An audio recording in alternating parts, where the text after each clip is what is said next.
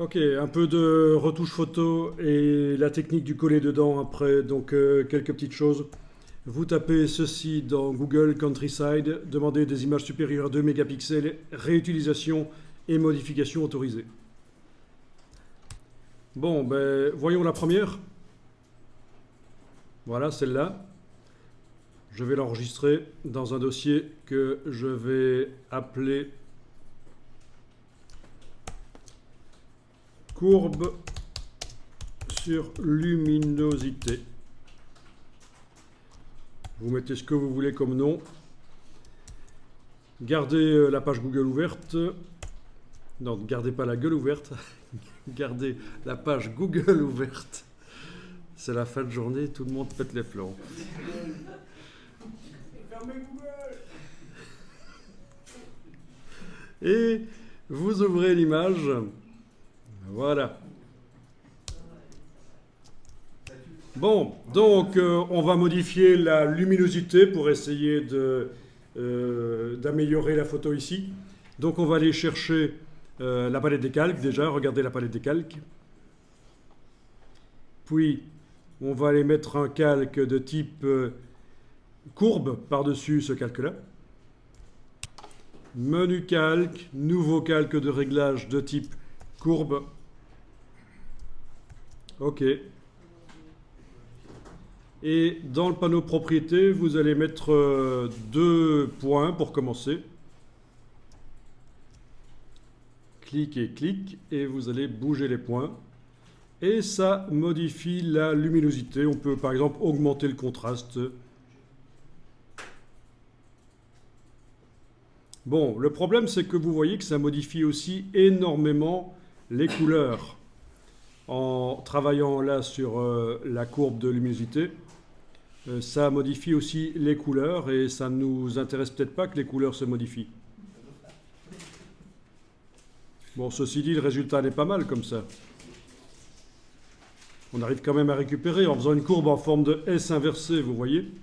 Donc il ne faut pas toujours contraster pour améliorer les photos. Parfois, elles sont trop contrastées et le fait d'enlever du contraste améliore les choses.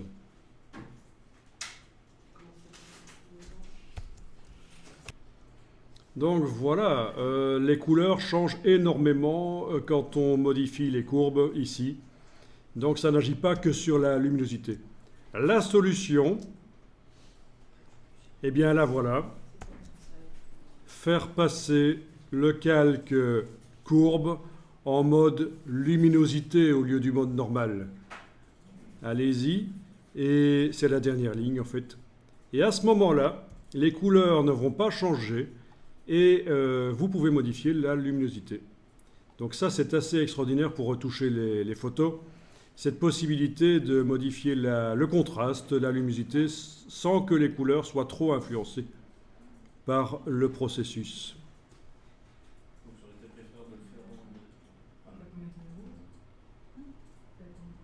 Vous voyez la différence?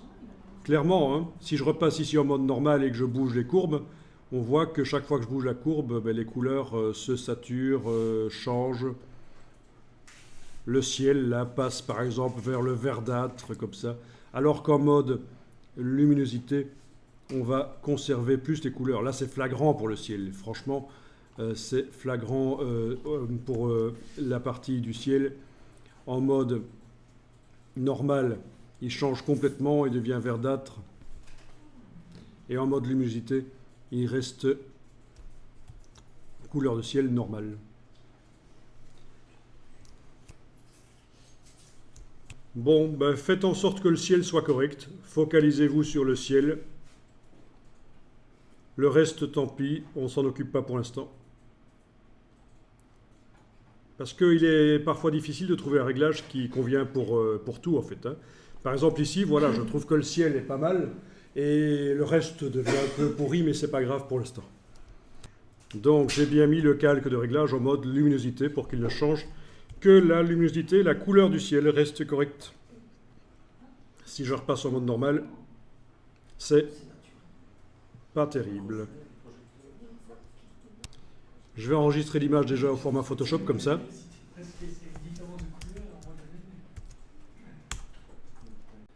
Bien, je vais faire en sorte que le réglage n'agisse que sur le ciel. Je vais donc jeter le masque de fusion du réglage dans un premier temps. Voilà. Donc j'ai bien pris le calque de réglage par son masque de fusion que j'ai amené sur la petite corbeille et on me demande de supprimer le masque de fusion. Ben oui, supprimer. Ok, il n'y en a plus. Ben, ça ne change rien pour l'instant. L'idée, c'est que maintenant, je vais faire une sélection sur le ciel et que je vais transformer la sélection en masque de fusion du calque. Ah oui. Et la sélection, je vais la faire par une technique qu'on n'a pas encore vue, qui est la technique de la plage de couleurs. Donc, vous allez dans le menu sélection, plage de couleurs. Menu sélection, plage de couleurs. Alors, dans plage de couleurs, ben, le principe c'est qu'on met au point des sélections. Alors, il faut toujours utiliser la pipette de gauche, celle-là, pour commencer, l'utiliser au moins une fois. Il ne faut pas cliquer là. Vous n'êtes pas maso. Pourquoi est-ce que vous iriez cliquer sur un petit brol comme ça alors que vous avez la grande image derrière? Donc, vous cliquez dans le ciel avec la pipette. Et voilà, normalement, vous avez une sélection qui va être créée et les pixels blancs ici vous montrent ce qui va être sélectionné. Et vous voyez que Plage de couleurs est capable de vous faire des sélections avec des nuances, puisqu'il y a des gris. Ce qui n'est pas le cas de la baguette magique et de l'outil sélection rapide. Donc c'est différent, c'est plus évolué. C'est une espèce d'évolution de la baguette magique en fait. Ben, ensuite, il va falloir cliquer sur l'outil Pipette Plus et l'utiliser pour ajouter des nuances. Donc, vous cliquez à différents endroits et vous devriez voir que ça ajoute des nuances. Là, vous devriez voir que dans mon petit panneau ici, le ciel va s'agrandir, va devenir blanc. Je veux dire, la partie blanche va s'agrandir. Voilà. OK. Est-ce que vous remarquez que ça sélectionne aussi le lac qui est bleu? Bien. Alors, évidemment, dès que vous débordez sur, par exemple, le toit de la maison, ben, ça se sélectionne aussi. Dès que vous débordez, voilà, bon, c'est un peu la cata. Vous avez, pour retirer des nuances, la pipette moins. Ne l'utilisez pas, ça ne marche pas bien. Si vous avez foiré, vous réinitialisez, comme dans toutes les boîtes de Adobe, quand on enfonce la touche Alt, le bouton annuler se transforme en réinitialiser et vous cliquez sur lui et ça remet à 0. Et puis vous recommencez le travail. Avec quoi? Ben avec la pipette de gauche, puisqu'il faut toujours l'utiliser au début. Pipette de gauche, on clique sur le ciel, puis pipette plus, on clique sur différentes nuances. Attention à ceci. Si vous débordez, vous êtes en plein écran, vous débordez sur le gris avec la pipette plus, qu'est-ce qui va arriver? Ben voilà, les parties grises sont prises en compte. C'est foireux. Ok, bon, de toute façon, ici, vous allez annuler. Oui, vous avez vu qu'il y a aussi un curseur tolérance pour rendre plus ou moins tolérant. Bon, vous allez annuler de toute façon. Parce que avant d'utiliser plage de couleurs, on va faire deux choses. On va peut-être travailler sur l'image non retouché, je vais temporairement enlever l'œil en face du réglage. Ben oui, autant travailler sur l'image qui n'a pas subi de contraste. Et au lasso, vous allez entourer le ciel. Alors bien sûr, pour entourer le ciel, vous ne commencez pas là. Ça, c'est pas bon. Hein. Non, pour entourer le ciel, vous commencez à l'extérieur de l'image. Donc vous êtes en plein écran, touche F, et vous avez zoomé en arrière, vous voyez toute l'image. Donc je commence en dehors de l'image comme ça. Voilà.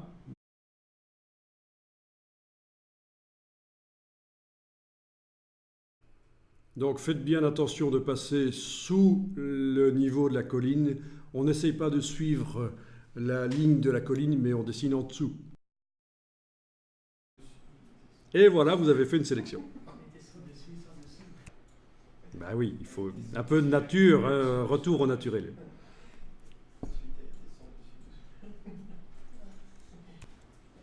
et vous allez dans sélection plage de couleurs. Et à ce moment-là, il n'y a plus que la partie sélectionnée qui va être prise en compte pour générer la sélection par plage de couleurs. Donc on a fait une présélection au lasso.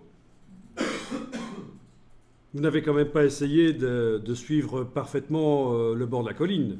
Parce que là, vous êtes complètement à côté de la plaque. C'est pas ça qu'il fallait faire du tout. Il fallait être en dessous. Mais oui, c'est pas possible au lasso. C'est pas possible au lasso de faire une sélection propre. Donc, à la pipette, vous sélectionnez le ciel. Puis pipette plus, vous ajoutez des nuances. Sans déborder sur le gris, parce que ça va foirer. Ok. Bon, les nuages, je vais les laisser tranquilles, les nuages blancs.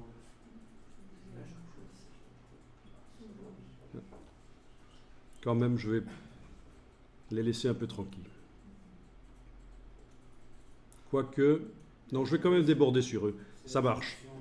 On a l'impression que ça marche. Hein. On voit quand même bien la silhouette de la colline, là, avec le dessus du toit. Donc ça a l'air de marcher. Et on clique sur OK, et notre présélection disparaît et laisse place à une sélection par plage de couleurs. Parfait. Ben voilà, vous activez le travail sur le calque de réglage si ce n'est pas déjà le cas. Vous pouvez le réafficher si vous voulez. Voilà. Eh bien, on va faire en sorte que la sélection qui est actuellement active devienne le masque de fusion du calque. Et ça devrait être possible puisqu'on a viré l'ancien. Menu calque, masque de fusion, faire apparaître la sélection. Et voilà. La sélection est devenue le masque de fusion du calque et donc il n'agit que sur le ciel. Et c'est un ciel un peu plus naturel, me semble-t-il.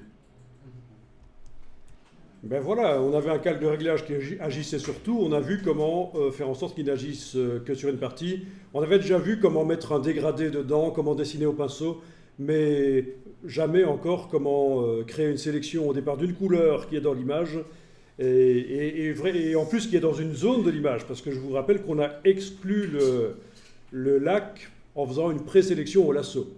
Donc présélection au lasso pour dire à Photoshop qu'on travaille que sur le ciel, sélection par plage de couleurs pour faire une sélection sur le ciel plus précisément qu'au lasso. Le lasso est un outil foireux, n'essayez jamais de faire une sélection propre avec, ça ne marche pas. C'est comme la baguette magique, c'est un peu foireux. Mais enfin, ça peut servir à faire des présélections pour indiquer la zone sur laquelle on veut travailler. Ok.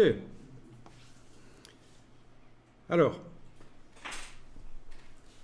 si je veux travailler sur toute l'image sauf le ciel, ben, il y a une solution. C'est touche CTRL et cliquer sur le masque de fusion, ça génère une sélection. Ensuite, sélection, intervertir. Je travaille sur toute l'image sauf le ciel. Ne vous inquiétez pas pour les petites crasses qui restent. C'est des détails qu'on réglera après. Donc vous avez bien une sélection sur toute image sauf le ciel. Ben, il suffit d'ajouter un calque de réglage maintenant. Menu calque, nouveau calque de réglage de type courbe. OK. Et directement, il transforme la sélection en masque. Et on peut travailler les courbes. Un point, deux points. Et vous savez que si ça change trop les couleurs, vous le faites passer en mode luminosité au lieu de normal, ce calque de réglage, et il ne va agir que sur la luminosité. C'est quand même assez incroyable comme système pour retoucher les photos. Il va changer ma sélection. Bon ben voilà, c'est pas mal ça. Enregistrer l'image. Donc on a deux calques de réglage qui modifient chacun une partie de l'image. Donc le calque de réglage là, celui du dessus.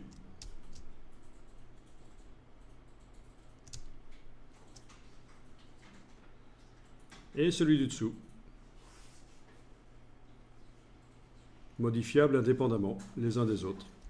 Encore une fois, on en arrive à la conclusion que sur le web, il y a des images, elles ont parfois l'air un peu pourries, mais en les retravaillant un tout petit peu, ça peut améliorer beaucoup les choses.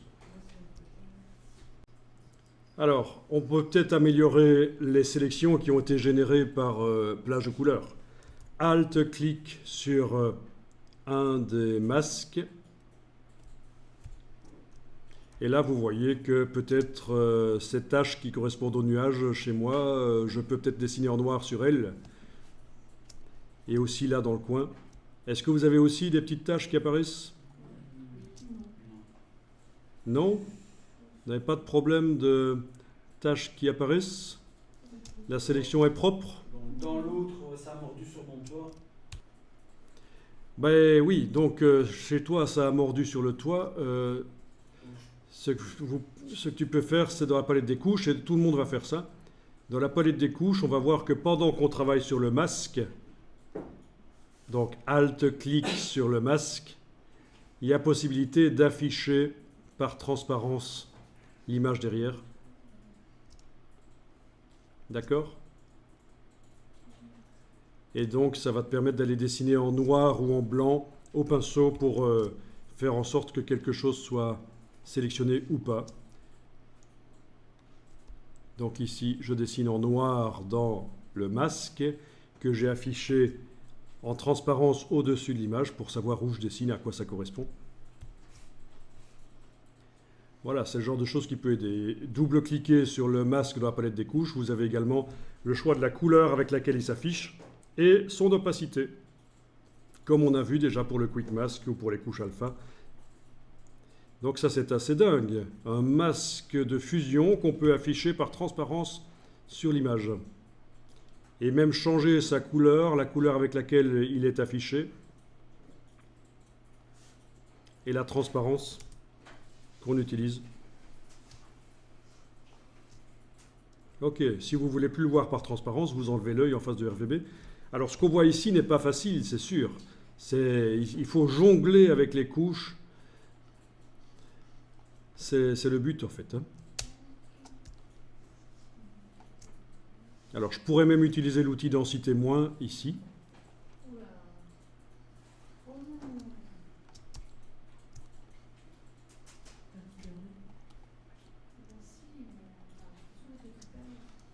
Voilà. Donc c'est touche Alt sur le masque pour revenir au travail normal sur l'image.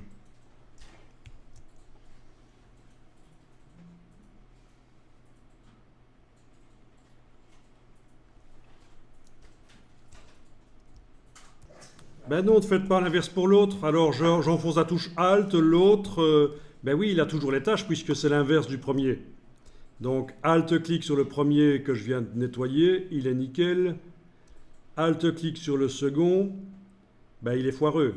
Donc qu'est-ce que je vais faire? Ben, je vais faire une copie de celui qui est propre sur celui qui ne l'est pas. Regardez, avec la touche Alt, je déplace celui-ci sur celui-là.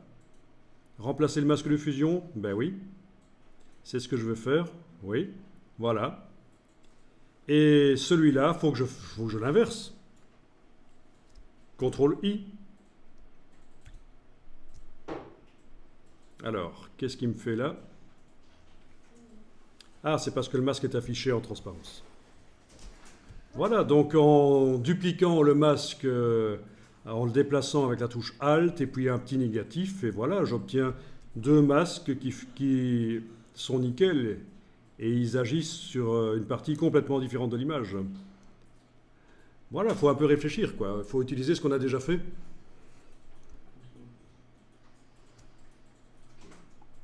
Le changement est quand même assez fort, hein.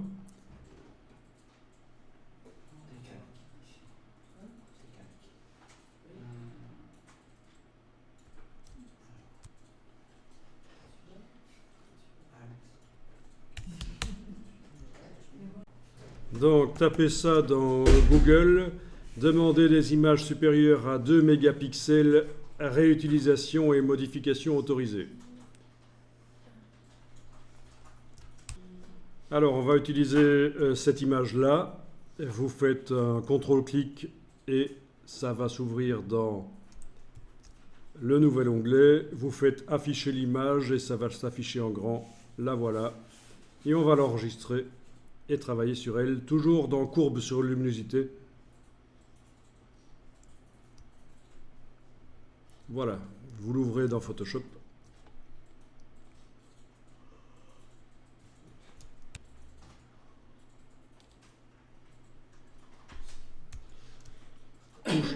Touche F pour passer plein écran. Bon, ici, la première chose que je vais faire, c'est un réglage de luminosité par les courbes. Donc, menu calque, nouveau calque de réglage de type courbe. Voilà, vous pouvez directement indiquer ici, si vous voulez, que ça va être de type luminosité. OK. Donc le voilà, il est directement en mode luminosité. Et donc, quand je mets 2 points, je peux modifier le contraste.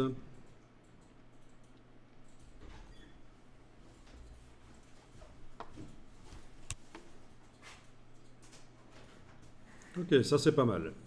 Bien sûr, bon, ici on a affaire à une photo qui est brûlée à certains endroits. Il y a du détail qui n'est plus dans la photo, donc on n'arrivera pas avec les courbes à le faire réapparaître. Je ne pense pas que ça va être possible d'aller gérer ça. Non, il y a du détail qui manque, ça c'est certain. Mais bon, là vous voyez qu'on arrive quand même à modifier le contraste et à donner du punch à la photo. Et si on était en mode normal, ben, ça change les couleurs. Ben oui, hein. Là je viens de repasser en mode normal. Et vous voyez que les couleurs des briques, par exemple, ben, se saturent. Alors qu'en mode luminosité, elles restent couleur brique. Bon, très intéressant ce mode luminosité quand on travaille un réglage de courbe. Vous enregistrez le fichier sur le disque dur.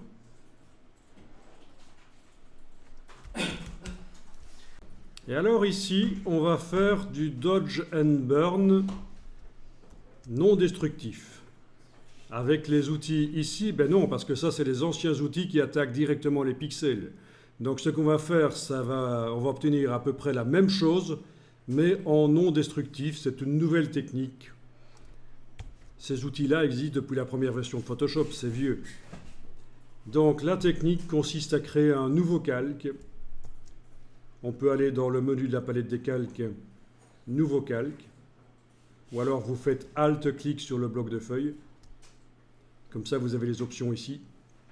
Et alors, ce nouveau calque, on va le mettre en mode incrustation. Et on va cocher ceci, couleur neutre pour le mode incrustation, entre parenthèses 50% gris. OK. Et vous avez un calque gris qui arrive, qui contient du gris à 50%. Il est en mode incrustation.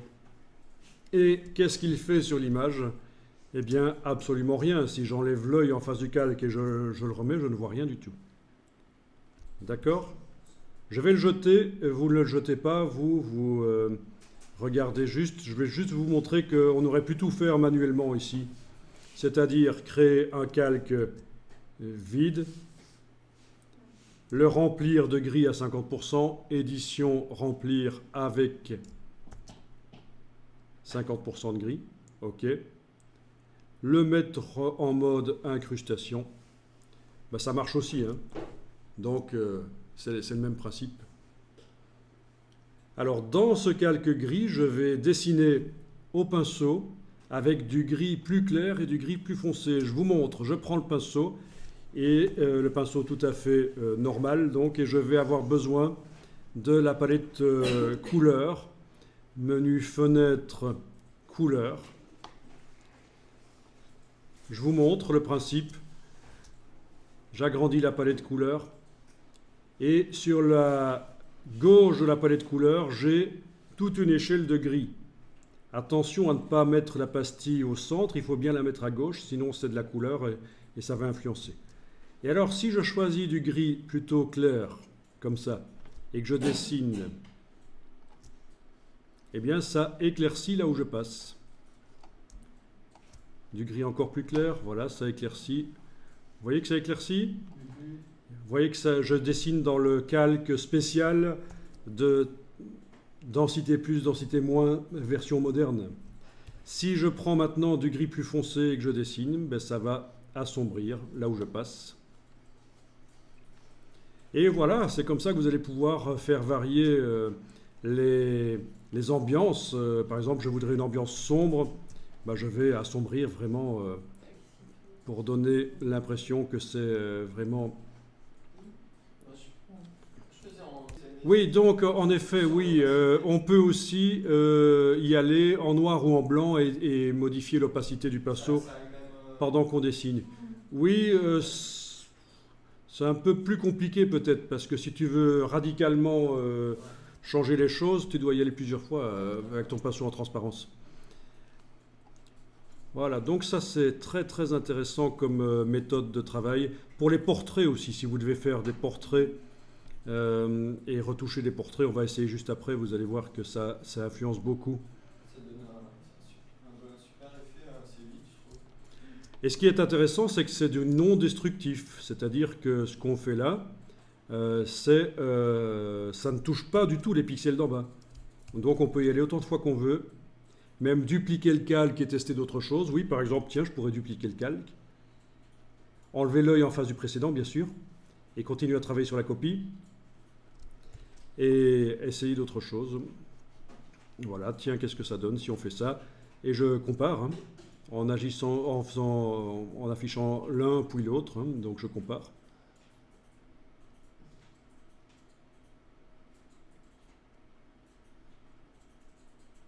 Voilà.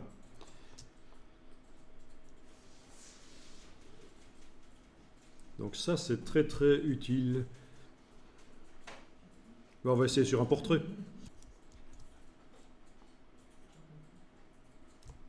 Bon, ben, j'essaye avec un portrait, donc toujours avec les mêmes réglages que précédemment, supérieur à 2 mégapixels, réutilisation et modification autorisée. Je tape portrait et je vais essayer avec un portrait. Choisissez le portrait que vous voulez. Moi, je vais prendre celui-là.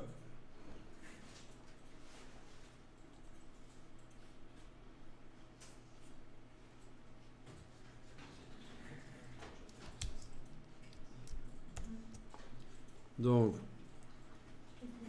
je vais ouvrir dans Photoshop. Je mets un calque de type, un nouveau calque en mode incrustation, rempli de couleurs neutres. Ben voilà, il est là, il ne change rien du tout, mais maintenant je vais au pinceau dans ce calque-là, éclaircir certaines parties et en assombrir d'autres. Donc, on peut faire des tests, c'est intéressant. Et zoomer en arrière éventuellement et prenez un grand pinceau pour tester différentes choses. Voilà, une fois que je pense être tombé sur quelque chose de bien, je duplique le calque, j'enlève l'œil en face du précédent et je continue à travailler sur la copie.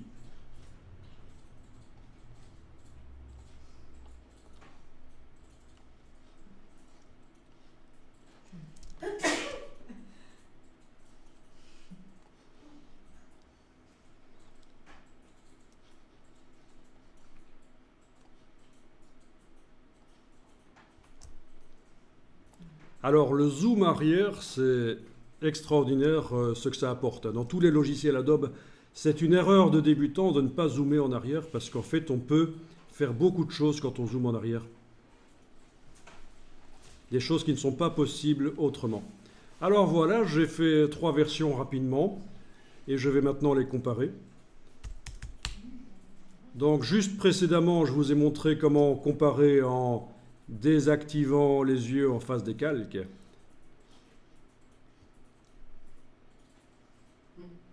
D'accord?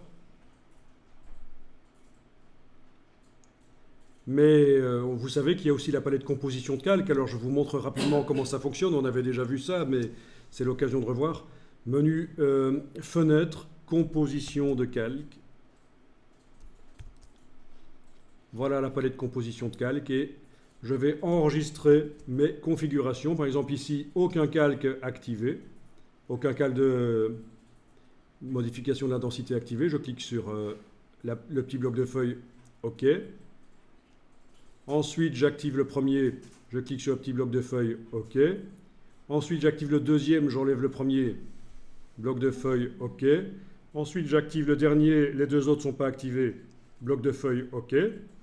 Et bien voilà, maintenant, il suffit que je clique sur le nom, ici sur la petite case en face du nom, et je passe rapidement de l'un à l'autre pour comparer. Donc, sans rien, et avec des corrections que j'ai faites. Bon, c'est du truc rapide.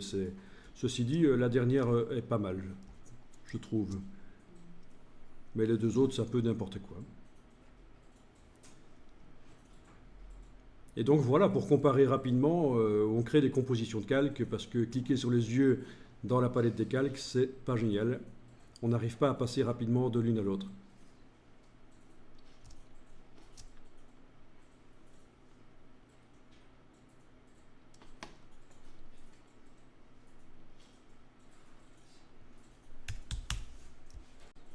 Alors, vous allez dans Google, vous tapez Garden, vous demandez supérieur à 2 mégapixels, réutilisation et modification autorisée, et on va utiliser cette image-là.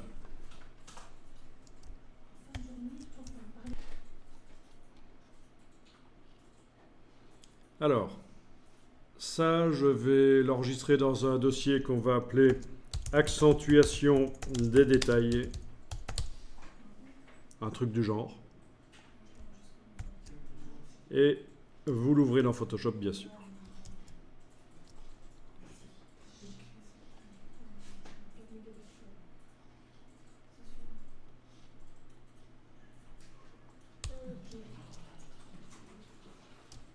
Voilà, on double-clique sur la loupe dans la palette des outils pour voir l'image à l'échelle 100%, c'est-à-dire on fait correspondre les pixels de l'image au point de l'écran. C'est la seule manière de vraiment juger de la qualité d'une image, c'est de faire correspondre la trame de l'image à la trame de l'écran. C'est donc le double-clic sur l'outil loupe dans la palette des outils. Au passage, le double-clic sur l'outil main vous affiche l'image en entier sur l'écran. C'est pratique aussi dans tous les logiciels Adobe. InDesign, Illustrator, Photoshop, le double-clic sur la main affiche le document le plus grand possible sur l'écran. Alors, on va faire de l'accentuation de détail. Là, je viens de redouble-cliquer sur la loupe, je vois vraiment l'image. Et bon, oui, c'est pas mal, mais il faut faire ressortir le détail. Parfois, il faut amener de la netteté. Tout n'est pas net, il y a des choses qui sont hors zone de netteté, mais c'est pas grave, on va donner un punch de netteté sur cette photo. Et pour ça, vous devez dupliquer le calque d'arrière-plan. Donc ce qu'on va voir ici, c'est la technique du passe-haut qui permet de faire de l'accentuation de détails de manière très fine. Ça a été un secret pendant quelque temps, cette technique, et puis maintenant tout le monde la connaît. Alors vous avez l'inverse du passe-haut, c'est le passe-haut inversé, eh oui, qui lui va servir à lisser la peau sur les portraits. Mais ça, c'est autre chose. Ici, on va faire de l'accentuation des détails. Donc sur un portrait, ça ferait ressortir le port de la peau, c'est pas vraiment ce qu'on cherche en général, quoique. Donc voilà, on a ici dupliqué le calque d'arrière-plan. Et je vous montre directement la technique, je vais directement au but sans vous indiquer les alternatives et les erreurs qu'on pourrait faire. Je vais appliquer un filtre sur ce calque, je voudrais que le filtre reste modifiable, donc je vais convertir en objet dynamique le calque. Clic droit à droite du nom, convertir en objet dynamique. Donc on a la petite icône qui indique que c'est un objet dynamique. Ensuite, filtre.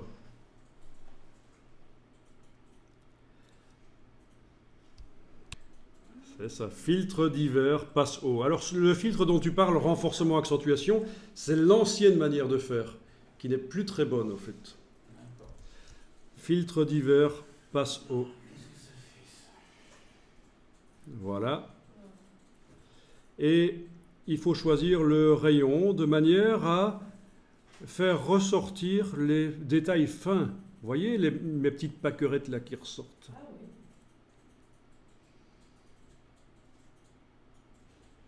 Voilà.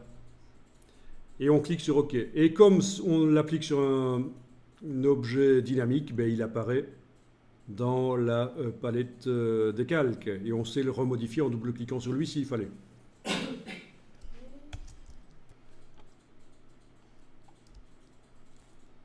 Et alors, ce calque passe haut, ça s'appelle passe haut, pourquoi au fait? Eh bien, en fait, en matière d'image, on parle de haute fréquence et de basse fréquence. Les hautes fréquences, ce sont les détails fins. Hein. Il y a plein de détails fins ici dans mon image. Il y a plein de hautes fréquences, les petites les fleurs là, d'accord? Et les basses fréquences, ce sont les surfaces unies sans détail. Donc, le filtre passe haut ne laisse passer que les hautes fréquences, c'est-à-dire les détails fins, et c'est ça qu'on voit ici. C'est une image qui montre des détails fins, on est d'accord? Voilà, c'est pour ça que ça s'appelle le filtre passe haut. Il bloque les informations comme les étendues de couleurs, elles ne sont pas visibles. Par contre, tout le détail fin reste visible.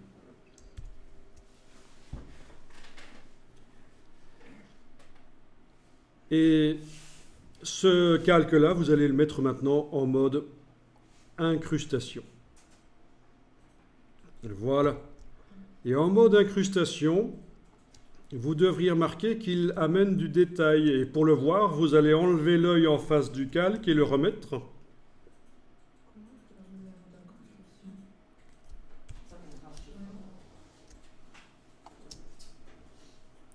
Ça va, ça marche? Voilà. Vous voyez sur les fenêtres là, on voit aussi le détail qui réapparaît malgré que c'est un peu c'est un peu dans le flou. On dirait qu'avant il y avait du soft focus ou un truc comme ça. Alors vous enregistrez le fichier. Bien, alors étant donné qu'on a un filtre dynamique, tout filtre mis sur un objet dynamique devient un filtre dynamique. Eh bien, vous allez pouvoir double-cliquer sur le mot passe haut et aller remodifier le réglage. Et vous voyez dynamiquement ce que ça donne derrière. J'ai pris expressément une image de jardin avec du vert parce que c'est typiquement le genre de choses difficiles pour obtenir du détail correct. Arriver à voir le détail là dans le vert, c'est pas mal quand même. Hein. Quand on voit l'avant et après, ça c'est avant, après, ça booste quand même la netteté.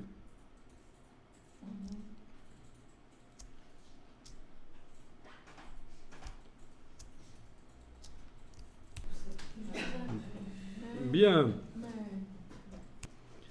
Alors, on va redimensionner l'image. On va faire moins de pixels. On va faire une image qui va être affichée sur un site web. Donc, beaucoup moins de pixels. Parce que, vous voyez, quand je double-clique sur la loupe, déjà avec mon écran qui a pas mal de points, l'image n'apparaît pas en entier.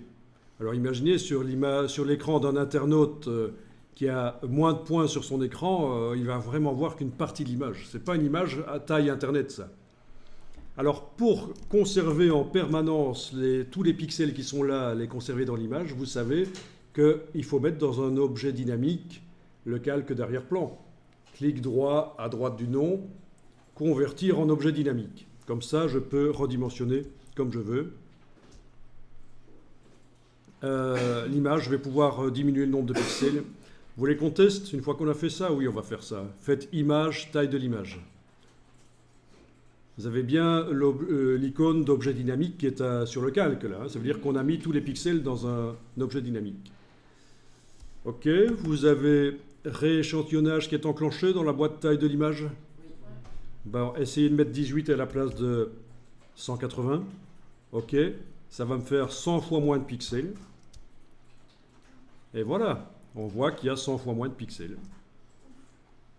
Mais si maintenant je retourne dans image, taille de l'image et que je mets 180 à nouveau, eh bien ça ne va pas, contrairement à ce qu'on me montre là, faire un truc foireux de peu de pixels agrandis. En réalité, tous les pixels de l'image qui sont dans l'objet dynamique réapparaissent. C'est l'intérêt de mettre dans un objet dynamique, je peux modifier la taille de l'image tant que je veux. Alors, tout ceci, peut être fait de manière automatisée avec un script. Si vous avez une centaine d'images à retoucher, vous n'allez pas dupliquer vous-même le calque, le transformer en objet dynamique, celui du dessus, mettre le filtre passe haut, transformer le calque du bas en objet dynamique. Tout ça peut être fait avec un script qui va travailler pour vous tout seul. En 5 minutes, les centaines d'images vont être transformées et dès que vous les ouvrez, vous avez déjà les calques. Il n'y a qu'à double-cliquer sur passe haut et régler. D'accord? Donc ça, c'est quelque chose qu'on verra, il faut le savoir. Il faut automatiser Photoshop pour les tâches répétitives et ennuyeuses. Alors, ici, vous allez passer en mode fenêtre. Touche F, il faut arriver à voir, ceci dit, oui, il faut arriver à voir d'une manière ou d'une autre le pourcentage. Vous le voyez, le pourcentage sur la barre de titre? Le pourcentage de zoom.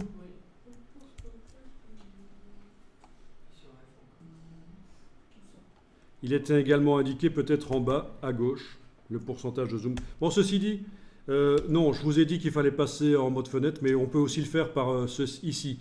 Menu fenêtre, navigation. La palette navigation vous montre le pourcentage là. Alors accrochez-vous parce que là, il faut comprendre la logique. Ça, c'est le taux de zoom, d'accord, qui est indiqué là en pourcentage. Avec le curseur, vous pouvez zoomer en avant, en arrière, avec la roulette de la souris aussi, évidemment. Donc la palette navigation vous montre le taux de zoom sur l'image. Vous l'avez, la palette navigation? Oui.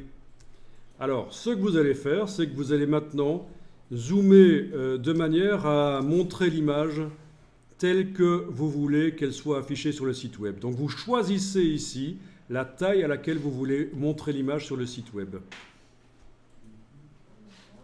C'est ça l'astuce. Je vous laisse choisir. Moi, je vais la mettre à cette taille-là. Donc, si je visualise sur mon écran le site web, l'image doit s'afficher comme ça.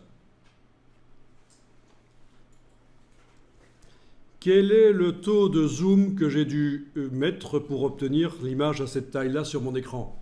Ben, je regarde ici. 30,12 dans mon cas. Eh bien, vous allez faire ceci. Vous allez soit noter quelque part cette valeur, soit la sélectionner et la copier. Sans le pourcentage, juste la valeur comme ça. Vous voyez, vous la sélectionnez comme ça et vous faites un CTRL-C pour copier la valeur.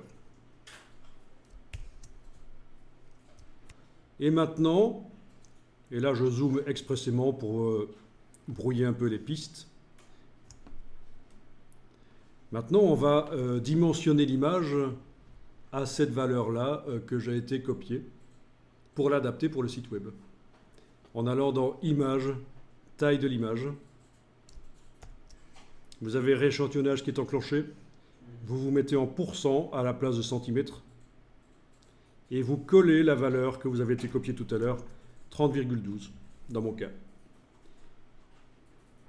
Et on voit que je vais passer d'une image de 18 mégaoctets à 1,63. Donc forcément, je réduis le nombre de pixels dans l'image. Vous voyez la logique ? Je me sers du zoom pour décider à quelle dimension je veux l'image sur le site web. Et puis je modifie réellement l'image pour la mettre, pour que quand on l'envoie sur un site web, elle s'affiche à cette dimension-là. Voilà, je clique sur OK. Et donc, quand maintenant vous double-cliquez sur la loupe dans la palette des outils, vous voyez l'image avec son nombre de pixels là. Tous les pixels apparaissent et elle a la dimension que vous vouliez qu'elle ait.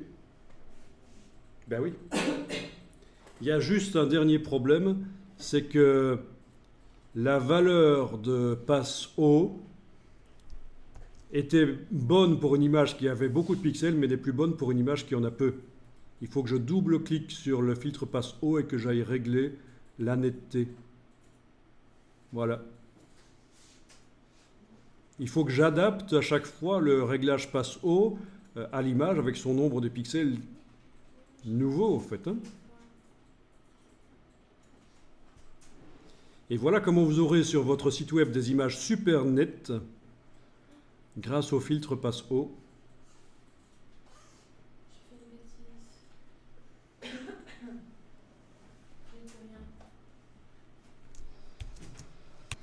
Voilà. Bon, bien sûr, là, on a joué que sur la netteté, tout ce qu'on a fait précédemment, le dodge and burn, le densité plus, densité moins, dynamique, on aurait pu le faire aussi, les courbes sur la luminosité aussi. Vous voyez que pour vraiment avoir une image nickel, il faudrait accumuler toutes les techniques qu'on a vues cette fin d'après-midi. Et là, vous arriverez à faire des choses bien. Il y a encore des choses qu'on n'a pas vues, mais ce sera pour un autre jour.